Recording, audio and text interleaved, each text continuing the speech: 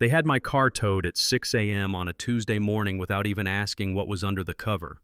I'm coming home from a business trip to find a tow truck hauling away what they thought was junk. The HOA president is standing there with her arms crossed, that smug smile plastered across her face like she just rid the neighborhood of some eyesore. My neighbors? Watching from their windows like this is better than cable TV. The crunch of gravel under my feet echoes as I walk to my empty driveway. That's when I catch the scent of diesel fumes mixing with their expensive landscaping and the thick smell of their own arrogance. See, they assumed they knew what was under that cover. They were wrong, dead wrong. About the car, about me, and especially about who really owns this place. What would you do if your neighbors made that assumption about you? Drop a comment below. Where are you watching from, and have you ever dealt with an HOA from hell? Let me back up and tell you how I ended up in this mess. My name's Marcus, I'm 48, and 6 months ago I was going through the ugliest divorce you can imagine. 20 years of marriage down the drain, and my ex-wife got the McMansion, half my retirement, and custody of our 2 teenagers who barely looked at me anymore. So there I was, starting over in my late 40s. I needed something smaller, something that felt like home, instead of a monument to my failures. That's when I found this corner townhouse in Willowbrook Estates, 847 homes, $800K to $2.3 million. The kind of place where everyone drives German cars and the grass is so perfect it looks fake. The smell of fresh mulch hits you the moment you drive through those gates. You can hear the distant hum of leaf blowers and the occasional yap of some designer dog that costs more than most people's cars. But what really sold me? The 3-car garage. See, I had inherited something that needed proper protection. My Uncle Raymond had passed away the year before, leaving me his pride and joy, a 1967 Ferrari 275 GTB. Now, Uncle Raymond was what you'd call eccentric. Brilliant businessman, but kept his cards close to his chest. He'd always tell me, "Marcus, real value hides in plain sight. Most people see what they expect to see, not what's actually there." Turns out Uncle Raymond had a lot more secrets than just that car. The Ferrari looked rough-faded paint, worn interior, but underneath was a numbers-matching, museum-quality classic with maintenance records going back 30 years. I covered it with a standard gray tarp while researching restoration shops. Nothing suspicious, just protecting it from dust. That's when I met Diane Blackwell. Picture the most stereotypical HOA president you can imagine, then add a BMW X7, workout clothes she never sweats in, and a smile that could cut glass. 52 years old, married to Craig from pharmaceutical sales, 2 private school kids because public education just isn't what it used to be. Diane's been HOA president for 3 consecutive terms. In my experience, people who cling to small power usually do it because they can't handle anything bigger. Day 3 after moving in, knock on my door. There's Diane with that fake sweet smile. "Welcome to the neighborhood. Just wondering about that vehicle situation in your driveway?"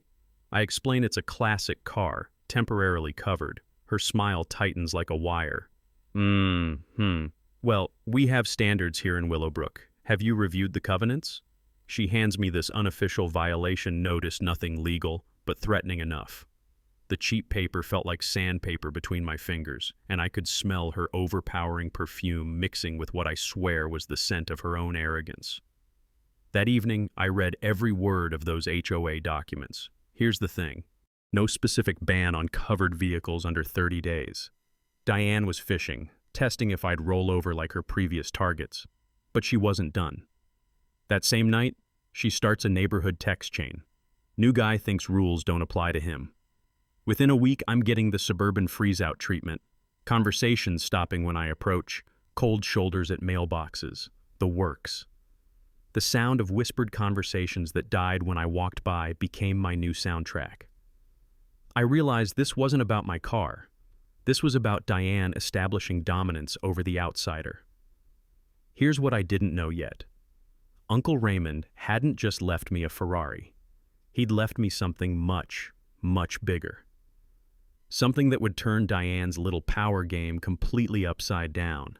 But first, she was about to escalate this fight in ways that would make her regret ever knocking on my door.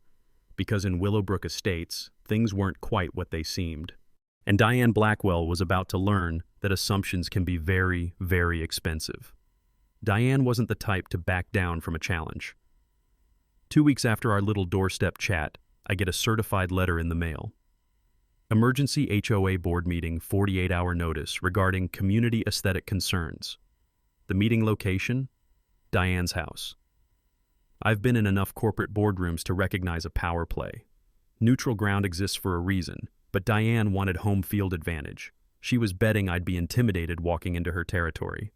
The night of the meeting, I pull up to her house, one of those cookie-cutter colonials that screams peaked in high school. The smell of vanilla candles hits you from the driveway, so overwhelming you'd think she was trying to cover up something rotten. Craig answers the door, beer already in hand at 7 p.m. Classy. Inside, she's got this whole kangaroo court set up. 4 board members behind her kitchen island like they're the Supreme Court. One lonely chair facing them for me. The sound of my footsteps echoes off those granite countertops as I sit down, and I can hear Craig lurking somewhere behind me, probably practicing his supportive husband routine. Marcus, Diane begins, sliding a manila folder across the counter like she's revealing classified intel. We've received multiple complaints about your situation. She opens it with theatrical flair. Ring doorbell screenshots, printed neighbor emails, and what looks like a property value study she clearly Googled 10 minutes before I arrived. Property values are at risk, she declares. Children are asking uncomfortable questions. We have standards in Willowbrook. I'm listening to this performance, and honestly, I have to admire the audacity. She's turned my Ferrari into a neighborhood menace. But here's the thing about bullies. They assume everyone's as unprepared as their usual victims. I reach into my briefcase and pull out my own folder. Inside, every page of the Willowbrook HOA covenants, highlighted, annotated, and cross-referenced. The crisp sound of legal documents hitting granite fills that vanilla-poisoned kitchen. Show me the specific violation, Diane. She blinks. The other board members start shifting like kids who didn't study for the test. It's about community standards. I understand standards. That's why I read the actual legal documents. I flipped to section 4.27. Covered vehicles allowed up to 30 days without board approval. Section 6.1.3 requires written notification before violation proceedings. Where's mine? Here's a knowledge nugget for you. Most HOA disputes happen because residents don't actually read their covenants. The documents you signed at closing contain specific procedures that boards must follow, and most don't. Janet, one of the board members, clears her throat. Maybe we should table this pending legal review? Diane's face cycles through 5 shades of red. Her intimidation session just became a civics lesson, and she's not the teacher. Fine, she says through gritted teeth. Tabled pending further investigation. I pack up, thank everyone, and leave. Victory, right? Wrong.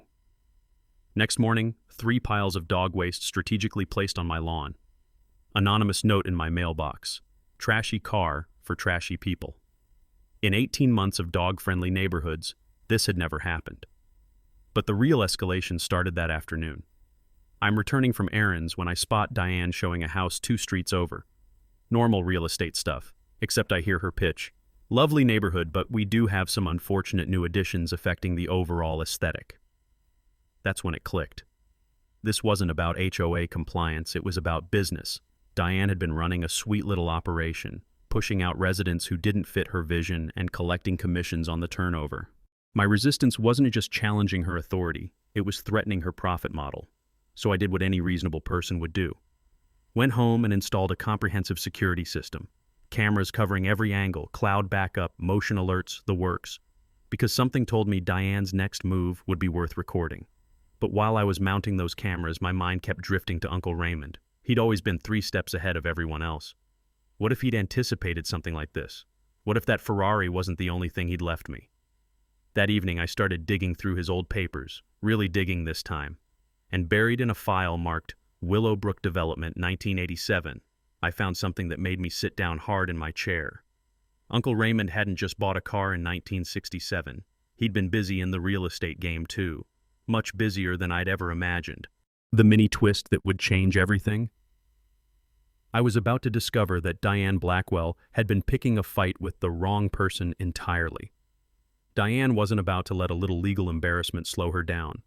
Within 48 hours, she'd pivoted to psychological warfare. She organized a neighborhood watch safety meeting, everyone invited except me, naturally. I discovered this the way you discover most suburban conspiracies, through my security cameras. Groups of neighbors walking past my house like mourners at a funeral, all carrying identical flyers. The crunch of their footsteps on my driveway gravel sounded different now, judgmental somehow. The next morning, a petition appears, clarifying community vehicle standards. 23 signatures by noon. Craig suddenly Mr. Social, casually mentioning to other husbands during dog walks that unclear standards could hurt everyone's property values. The sound of garage doors slamming whenever I drove by became my new neighborhood theme song. Real mature people, but Diane's masterstroke. She schedules another informal chat and brings legal muscle, her brother-in-law Brandon, supposedly an attorney. I say supposedly because everything about this guy screamed strip mall lawyer trying to play in the big leagues. They corner me at my mailbox Thursday evening. Brandon's wearing a discount suit that fits like a burlap sack, carrying a briefcase held together with hope and duct tape, practicing his serious lawyer face in my car's reflection. Marcus, Diane begins, voice dripping false concern. We need to discuss liability issues your vehicle creates. Brandon clears his throat like he's about to deliver the Gettysburg Address. Multiple residents have expressed safety concerns about unknown vehicle contents. Potential homeowners' insurance implications could affect the entire community. The smell of his drugstore cologne mixing with Diane's desperation was nauseating. Behind us, neighbor kids were laughing in backyards, their innocence a sharp contrast to this legal theater at my curb. 72 hours to remove that cover, Brandon continues, producing an official-looking document that probably came from a Google template, or face legal action to protect community standards. Here's something most people don't know. Anyone can claim HOA representation, but actual authority requires proper board authorization and documentation. Always demand to see the specific board resolution empowering someone to act. Most legal threats are just expensive letterhead covering up hot air. So I did what any tech executive worth his severance package would do. Research. Brandon Kowalski, Esquire, specialized in DUI defense and discount real estate closings. His online reviews were illuminating. 2.5 stars, mostly complaints about missed court dates and unreturned calls. More importantly, I contacted our actual HOA attorney for my purchase documents. Plot twist. Brandon had zero authority to represent anyone, and his legal opinion was worth exactly what I'd paid for it. Friday evening, I'm back at Diane's door, this time with real legal counsel on speakerphone. The doorbell felt different under my finger. I wasn't the one being intimidated anymore. Diane, we need to discuss Brandon's unauthorized practice problem. She opens the door with that practice smile, but I can see panic flickering behind her eyes like a dying light bulb. I don't understand what Your brother-in-law's been playing lawyer without permission. Here's Maria Gonzalez, our actual HOA counsel. Maria's voice crackles through my speaker. Ms. Blackwell, legal representation requires explicit board authorization through my firm. Mr. Kowalski has no standing to make demands or threats. Watching Diane realize she'd been caught was like watching a demolition in slow motion. Craig appears behind her, nervously jingling his keys, and through their open door I spot something fascinating on their kitchen counter. Foreclosure notices. Suddenly, everything clicks. This isn't about community standards. Diane's drowning financially, and her HOA president's salary is probably the only steady income they have. My resistance threatens her entire survival strategy. This is harassment, she sputters, pivoting to victim mode. You're trying to destroy our community. I'm protecting it from fake legal threats, I reply. I need a written apology for the harassment by Sunday, or this goes to the State Bar Ethics Board. The sound of her door slamming echoed through the evening, but it wasn't anger I heard, it was desperation. That weekend brought interesting developments. 3 board members texted requesting private meetings. 2 neighbors stopped by with awkward apologies. Someone created an anonymous Willowbrook Truth social media account exposing board overreach.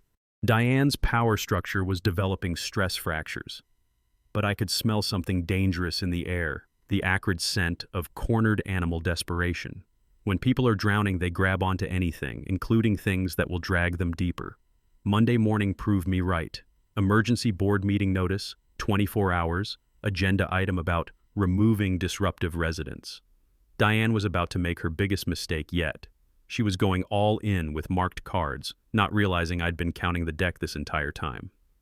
Diane's emergency board meeting notice hit my mailbox like a declaration of war.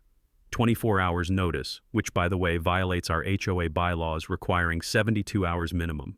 But desperate people don't worry about rules they've been breaking all along. The agenda was beautifully simple. Vote to amend community standards regarding vehicle storage and removing disruptive residents from the community. She was going nuclear, planning to change the rules retroactively to make my Ferrari a violation, then kick me out entirely.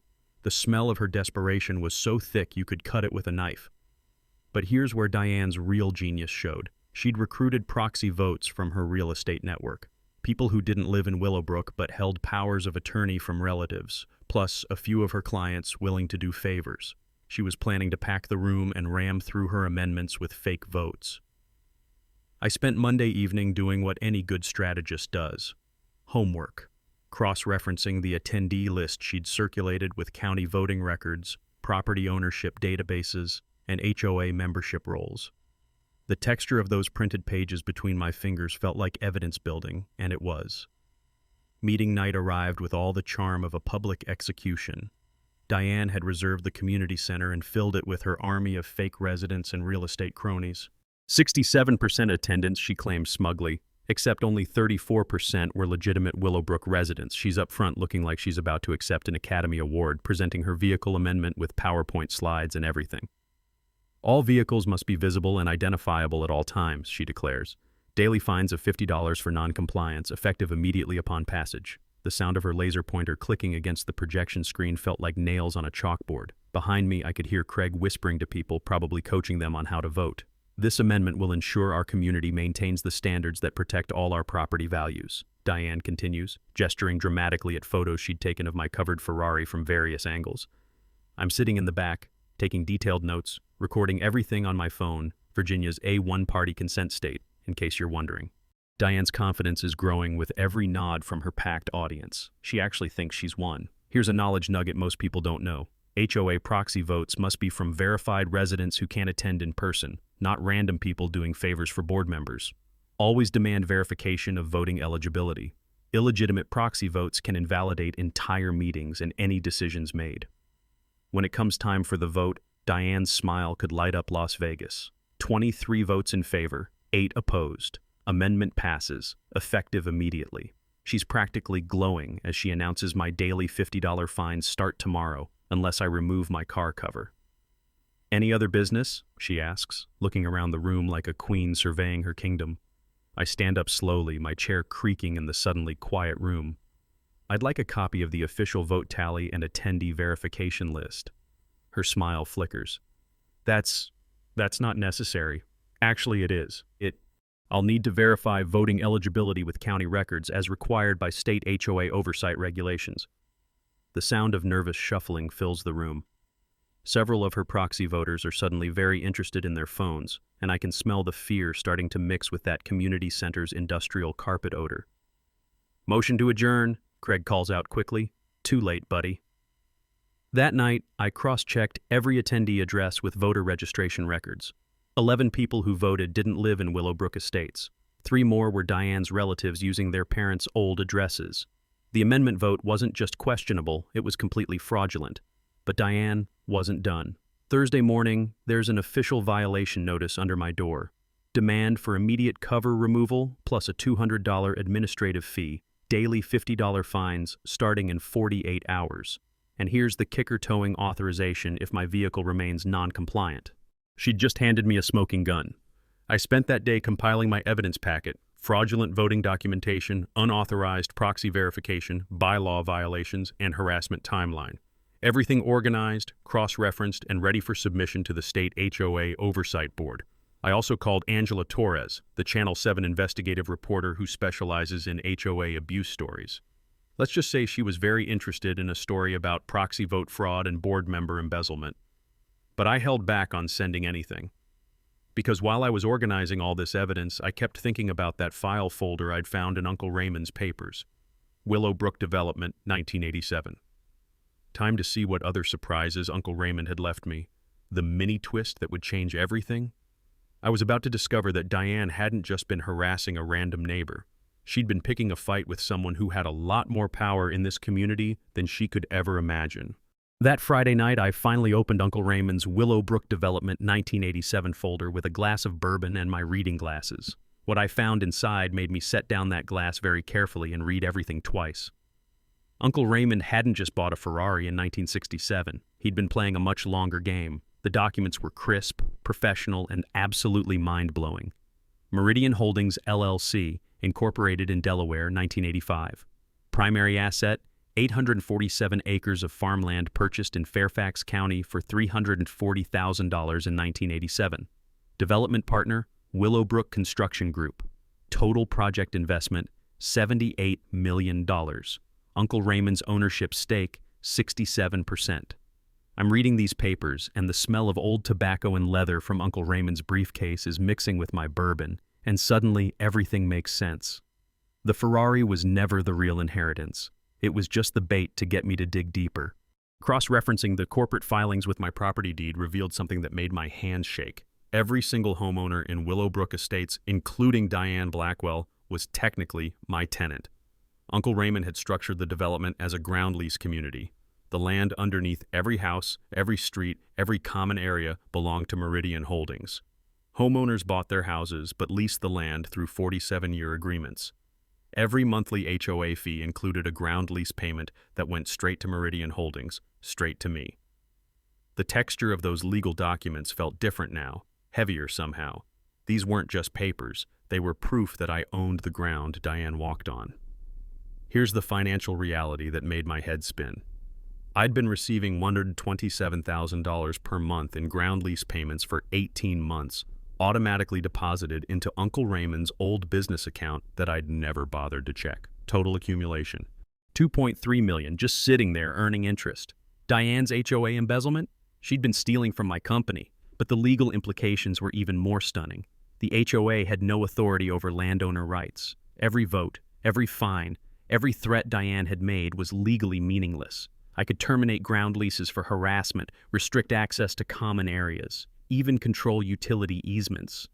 I called Maria Gonzalez, Uncle Raymond's estate attorney, who'd been quietly managing Meridian Holdings all these years.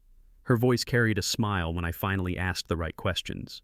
"Your uncle always said this day would come," she explained. "He knew someone would eventually challenge your right to exist peacefully in your own community. He wanted you to learn patience first, then use power wisely." The emotional weight hit me like a truck. Uncle Raymond had orchestrated this entire lesson. He'd known that buying into an upscale community would eventually trigger conflict with small-minded people like Diane. The covered Ferrari wasn't just a car, it was a test. Maria continued. Diane Blackwell has been harassing her own landlord while embezzling from his company. That constitutes grounds for lease termination under Section 12 of the Ground Lease Agreement. I could end this immediately. One phone call and Diane would be facing forced sale of her house at a massive loss. But Uncle Raymond's note, tucked behind the corporate documents, gave me pause. Some people respect power. Others respect justice. Use wisely. The irony was delicious. Diane had been fighting to control property she didn't own, making threats with authority she didn't possess, while stealing money from the very person she was trying to intimidate. But I had a choice to make: swift revenge or a teaching moment that could benefit the entire community. Uncle Raymond had given me the tools for both. The strategic question wasn't whether I had power, it was how to use it.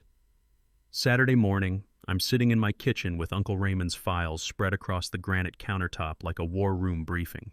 The smell of strong coffee mixing with the musty scent of decades-old legal documents created this weird sense of past and present colliding.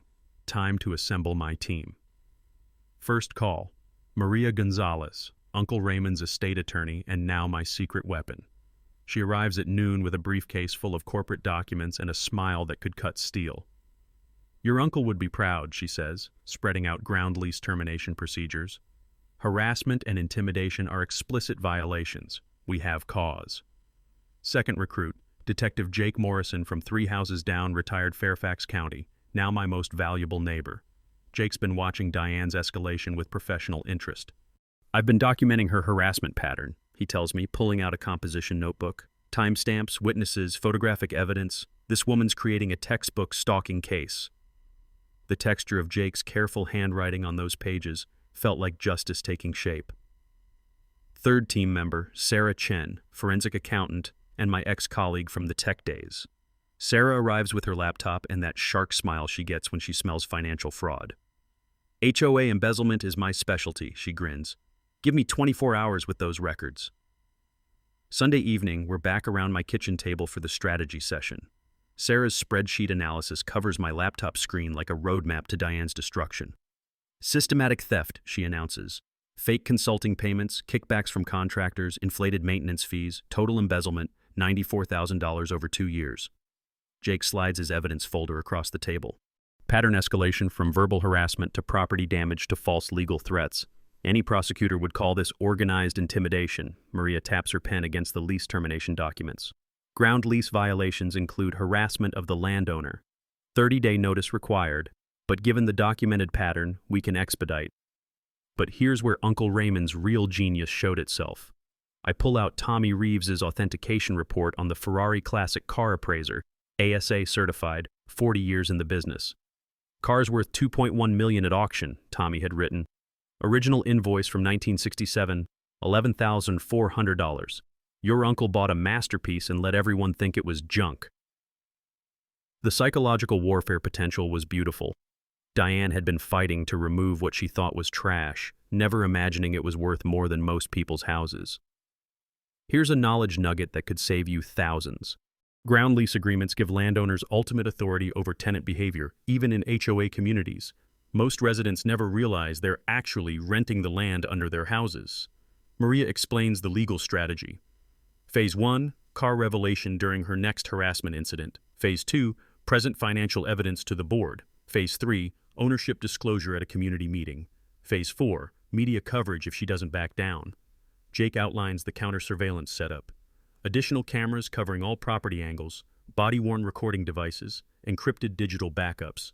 We document everything from here forward. The community intelligence network was already paying dividends. 3 other residents had contacted me privately about Diane's harassment campaigns. Jake had identified a pattern. She targeted anyone who didn't fit her vision of appropriate neighbors, then pushed them out through systematic intimidation.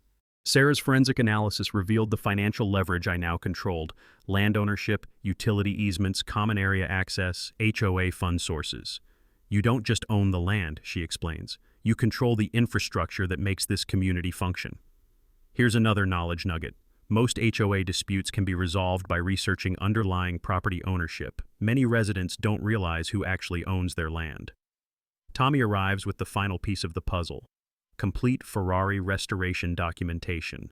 Numbers matching engine, original paint codes, service records dating back 50 years.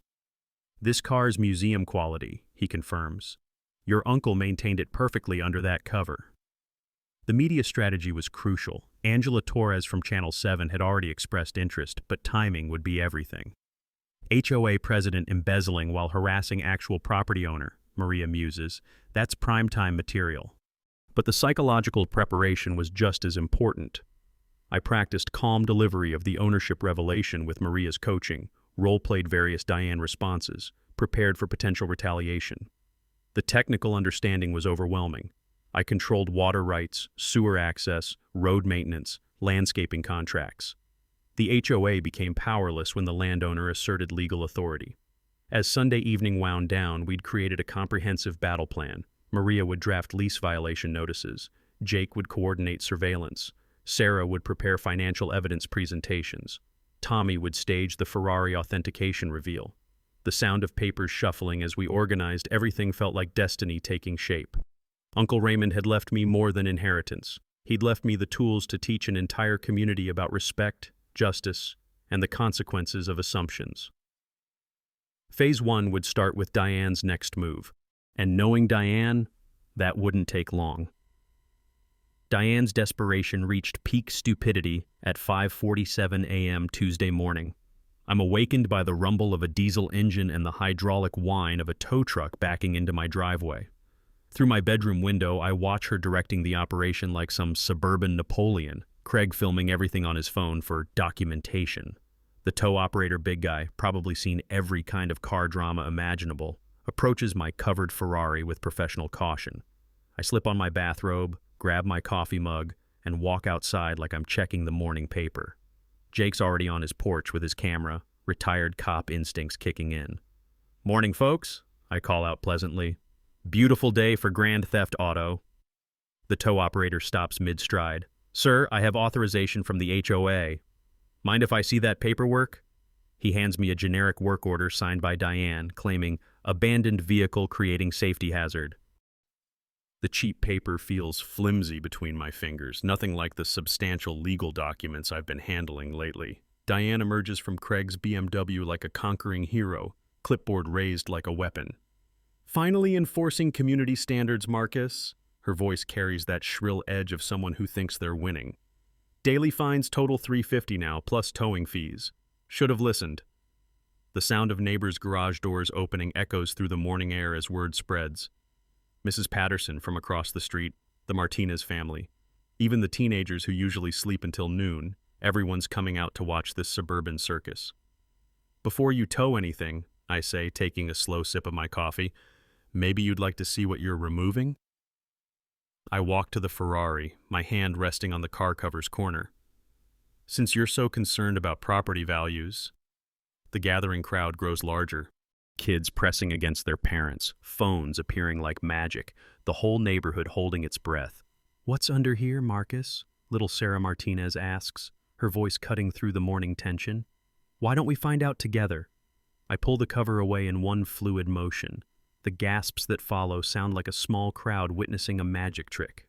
Morning sunlight hits the Ferrari's restored Rosso Corsa paint, chrome wire wheels gleaming, every curve and line screaming Italian perfection. "Holy hell," the tow operator whistles low. "That's a real Ferrari." Diane's face cycles through confusion, shock, then mounting rage like watching someone's soul die in real time. Craig stops filming, his phone dropping to his side. The neighbors who've been giving me the cold shoulder for weeks suddenly look like they want to crawl under rocks. "It's beautiful, Marcus," Sarah Martinez breathes, her kindergarten teacher instincts appreciating genuine craftsmanship. "How much is something like that worth?" one of the husbands asks. I produce Tommy's authentication paperwork with theatrical timing.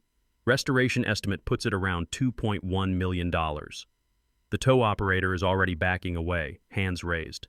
"I'm not touching a $2 million car. Lady, you didn't tell me this was a classic Ferrari." But Diane, bless her heart, doubles down. "Doesn't matter what it's worth. Rules apply to everyone equally." The crowd's energy shifts. You can actually feel their sympathy evaporating like morning dew. Craig's pulling at her arm, whispering urgently, but Diane's too far gone to recognize the cliff she's standing on. "Anyone else think this looks like junk?" I ask the gathering crowd. Nervous laughter ripples through the neighbors. Kids are asking their parents if they can touch the car. The social tide has turned completely, and Diane's standing alone on the beach watching her authority wash away.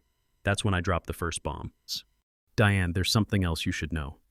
I pull out my phone, Maria already on speed dial. "You've been trying to tow your landlord's car." The confusion on her face is almost worth the 18 months of harassment. Almost. "I own the land your house sits on through ground lease agreement. Every monthly HOA payment you make includes rent to my company, Meridian Holdings. You've been harassing your own tenant landlord while stealing from my business." The sound of Diane's world crumbling is audible, a sharp intake of breath like someone just punched her in the solar plexus. Craig goes pale, finally understanding the financial implications. The crowd murmurs among themselves, cell phones out, Google searches happening in real time. "That's impossible," she whispers. I show her Uncle Raymond's corporate documents, officially notarized, completely legitimate. 67% ownership of the land under this entire community. "Your embezzlement scheme? You've been stealing from me." The tow truck is already pulling away without the Ferrari. Neighbors are approaching to apologize, to examine the car, to distance themselves from Diane's sinking ship. Social media is exploding. Jake's video already posted, the Willowbrook Truth account sharing real-time updates. But I can smell something dangerous in the air. The acrid scent of a cornered animal about to do something spectacularly stupid. Diane's nuclear meltdown arrived that same evening with all the subtlety of a car bomb. Emergency board meeting notice posted on every door by 6 p.m. agenda items that would make Stalin blush. Removing fraudulent residents from community and legal action against disruptive elements threatening property values. She'd gone full scorched earth, claiming I'd deceived the community about my financial status and manipulated property records through criminal fraud. The smell of her desperation was so thick you could bottle it and sell it as anxiety cologne. But here's where Diane's real evil genius showed. She wasn't just planning to kick me out. She was going to destroy my reputation first. Her real estate network became a gossip machine, spreading stories about con artists with stolen cars and probable criminal money. The Whisper campaign painted me as everything from a drug dealer to a tax evader. Meanwhile, Sarah's forensic accounting had uncovered the brutal truth about Diane's finances. 3 months behind on mortgage payments, foreclosure proceedings already filed, real estate business circling the drain thanks to market downturn. This wasn't about HOA compliance anymore. This was about survival. Wednesday evening's emergency meeting felt like walking into an ambush. Diane had reserved the community center and packed it with her usual suspects. Craig looking like he'd rather be anywhere else, Brandon the fake lawyer sweating through his polyester suit, and 2 remaining board loyalists who still believed her propaganda. The smell of industrial carpet mixed with fear and cheap coffee created this nauseating atmosphere of suburban warfare. Angela Torres from Channel 7 was, coincidentally, in the parking lot with her news crew, tipped off by someone who definitely wasn't me. Diane opens with a prepared speech that would make McCarthy proud. Ladies and gentlemen, we've been infiltrated by someone who deliberately misled us about his identity and intentions. She's got PowerPoint slides now, photos of my Ferrari, screenshots of property records, even a timeline of my deceptive behavior. The sound of her laser pointer clicking against the projection screen feels like a countdown to her own destruction. Marcus Reynolds has been masquerading as a legitimate resident while running some kind of elaborate real estate scam, she declares, gesturing at carefully cropped documents that tell half the story. Brandon stands up, legal pad in hand like he's about to cross-examine a murder suspect. We have evidence of fraudulent property claims and possible identity theft. The board moves to revoke his residency eligibility pending investigation. I'm sitting in the back with Maria, both of us taking detailed notes while Diane hangs herself with her own rope. The crowd is buying it, worried murmurs, suspicious glances in my direction, the whole community mob mentality kicking into gear.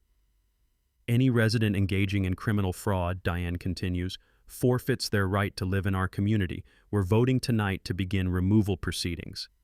That's when I decide she's had enough rope.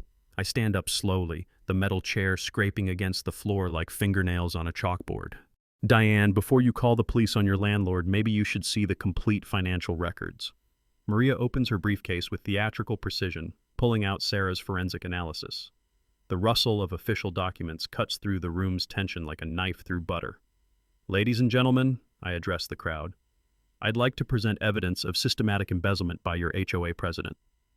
The PowerPoint slides change Sarah's spreadsheets, replacing Diane's propaganda. Fake consulting payments, inflated maintenance contracts, kickback arrangements, all documented with bank records and corporate filings. $94,000 stolen over 2 years, I continue. From Meridian Holdings, the company that owns 67% of the land your houses sit on. The crowd's energy shifts like a physical wave. Diane's face goes through about 17 shades of pale as the financial evidence destroys her credibility in real time. That's when Brandon makes his fatal mistake. This is all fabricated. Marcus Reynolds doesn't own anything in this community. Maria stands up, introducing herself with quiet authority. Maria Gonzalez, estate attorney for Meridian Holdings, LLC. Here are certified copies of the corporate ownership documents, ground lease agreements, and state filings. The sound of papers being distributed fills the room. Neighbors checking their own property deeds, whispered conversations about lease payments they never understood, the awful realization that they've been watching their own landlord get harassed for months. Motion for no confidence in the current president, calls out Janet from the board. Seconded, comes from 3 different voices. Craig is physically pulling Diane toward the exit as Channel 7's cameras capture her meltdown. This isn't over, she shrieks. I'll sue everyone, The door slams behind them, but the damage is done. Board vote. 5-1 for Diane's removal, with Craig abstaining because he was already in the parking lot. The immediate aftermath was swift. Emergency election scheduled, community vote to reimburse stolen funds, and Diane's real estate license investigation triggered by media coverage. But I could smell something else in the air, the sweet scent of justice finally being served. 3 weeks later, the community healing meeting arrived with all the fanfare of a small-town election. I pull up to the community center in the Ferrari, now the neighborhood's celebrity vehicle, and the sound of that V12 engine purring draws kids to the windows like moths to flame. Angela Torres and her Channel 7 crew are back for the follow-up story, cameras rolling as residents file into the packed community center. The smell of fresh coffee and nervous energy fills the air, mixed with the scent of democracy actually working for once. Diane is notably absent, her house sporting a bright red for sale sign that might as well read foreclosure special. Craig's been keeping a low profile, probably practicing his "I was just following orders" defense for the divorce attorney. The meeting opens with Sarah Martinez, our new president, the kindergarten teacher who everyone actually trusts, calling for order with a wooden gavel that sounds like justice knocking on the door. First order of business, she announces, installing transparent governance to prevent future abuses. Jake Morrison takes his oath as security liaison, his retired detective credentials lending instant credibility to our reformed board. The contrast with Diane's reign of terror couldn't be more obvious. These are people who serve the community, not themselves. When Sarah calls me to the podium for remarks, the texture of the worn wooden surface under my hands feels different than Diane's kitchen counter intimidation sessions. This is voluntary, respectful, collaborative. 3 weeks ago, I begin, my voice carrying clearly through the packed room, we learned that assumptions can be very dangerous things. The audience listens with the kind of attention you rarely get in suburban settings. Kids sitting on parents' laps, teenagers actually looking up from their phones, neighbors who gave me the cold shoulder now hanging on every word. My Uncle Raymond left me more than a car and some land. He left me a lesson about patience, about letting people reveal their true character before making judgments. I pause, looking around the room at faces that have gone from suspicious to apologetic to genuinely interested in building something better. Today, I'm announcing the Raymond Chen Memorial Fund, named for my uncle's full name, which he kept private during his lifetime. The rustle of program pages turning fills the momentary silence as people check the meeting agenda, not seeing this listed anywhere. $2.3 million in accumulated ground lease funds will establish an annual scholarship program for local high school graduates pursuing engineering and business degrees. The applause starts slowly, then builds like a wave rolling through the community center. Angela Torres signals her cameraman to get reaction shots. This is the kind of positive ending that makes for good television. $50,000 annually, managed by an elected community committee, with our first recipient being Jake Morrison's granddaughter, who's studying mechanical engineering at Virginia Tech. Jake's eyes well up as the crowd gives him a standing ovation. The sound of chairs scraping and hands clapping echoes off the community center walls, and I catch the scent of happy tears mixing with coffee and hope. But the real revelation comes next. Additionally, we're establishing a community improvement fund, new playground equipment, organic garden space for food bank donations, and an annual classic car show to raise money for local charities. More applause, but I hold up my hand for the finale. And because actions should have consequences, we're implementing mandatory financial transparency, monthly reports, open books, and independent auditing to ensure this never happens again. Here's the knowledge nugget that could save your community. Document everything during HOA disputes. Video, audio, and financial records become powerful tools for legal resolution, but more importantly, they become the foundation for rebuilding trust. Angela Torres approaches the podium for the media moment. Marcus, how does it feel to turn conflict into community benefit? My uncle always said real wealth isn't what you own, it's knowing who you can trust. This community just proved they're worth trusting. The Ferrari sits outside in the parking lot, now a symbol of transformation rather than conflict. Kids are lined up to sit in the driver's seat while their parents share stories of their own HOA nightmares from other neighborhoods. The irony is beautiful. Diane's harassment backfired so completely that it triggered positive changes spreading to other developments through media coverage. Her attempt to destroy one person's peace created a model for HOA reform that's being studied by housing developers across the region. As the meeting winds down, neighbors approach to share their own stories of intimidation they'd been too afraid to report. Pattern harassment targeting anyone who didn't fit Diane's narrow vision of appropriate residence finally exposed and ended. The sensory victory is overwhelming. Children's laughter during Ferrari engine demonstrations, the smell of barbecue smoke from our impromptu celebration, warm handshakes and genuine hugs from people who'd shunned me weeks earlier. Justice served with the side of community healing, exactly what Uncle Raymond would have wanted. The sound of sunset reflecting off perfectly restored chrome tells me this story is ending exactly right. 6 months later, Willowbrook Estates graces the cover of Virginia Living magazine as a model HOA community property. Values up 12%, community satisfaction through the roof, and my Ferrari, now a regular fixture at regional car shows raising funds for local charities. The Raymond Chen Memorial Fund awarded its first scholarships in May, 5 local students pursuing engineering and business degrees, with Jake Morrison's granddaughter leading the pack at Virginia Tech. Standing on that graduation stage, watching her accept the check, I could almost feel Uncle Raymond's approval mixing with the smell of fresh flowers and new beginnings. The community garden project became something beautiful: residents growing vegetables for the food bank, kids learning where food actually comes from, neighbors collaborating instead of competing. The sound of children laughing while picking tomatoes has replaced the whispered conversations and slamming garage doors of Diane's reign. Speaking of Diane, she relocated to North Carolina, where real estate licensing requirements are apparently more forgiving. The marriage survived barely, and Craig's found steady work in medical device sales. Occasionally, anonymous donations appear in the scholarship fund, and I have my suspicions about their source.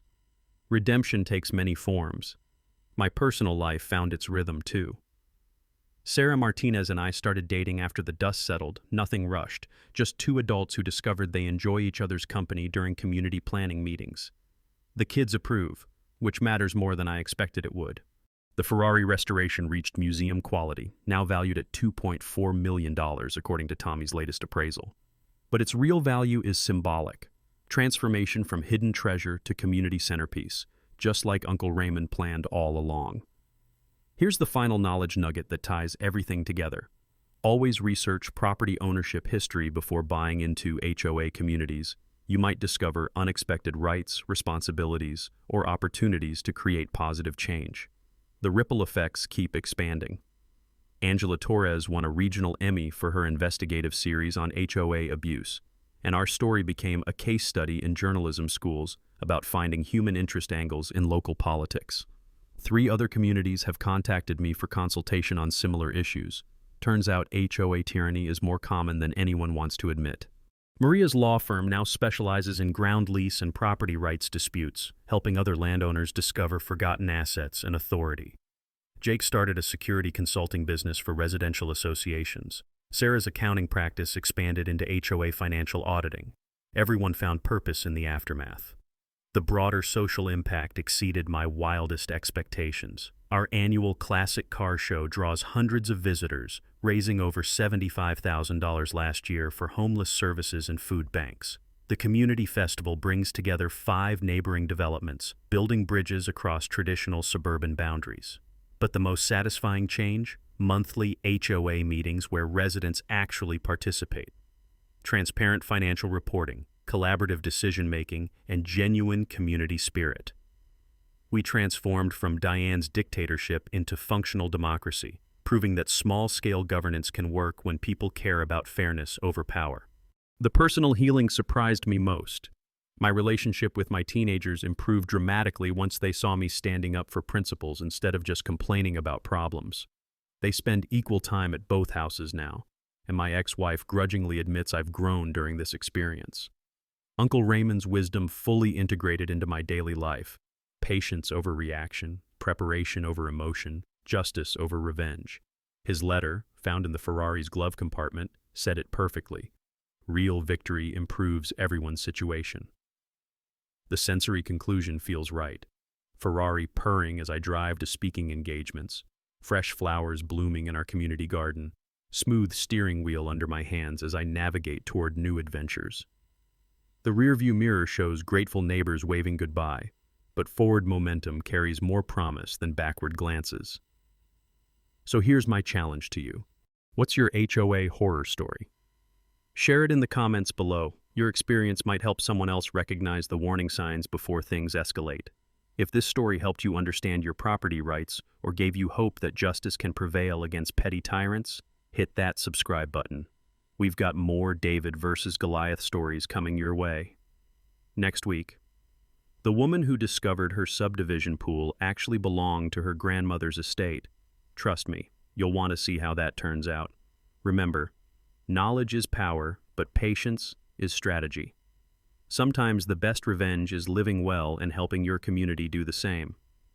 The sound of that Ferrari's engine echoing through improved neighborhoods tells me Uncle Raymond would be proud of what his lesson accomplished. Another day, another HOA drama wrapped up. If this story made you shake your head or fist pump in victory, smash that like button, share your own HOA experience below, and subscribe so you'll never miss another battle in the burbs.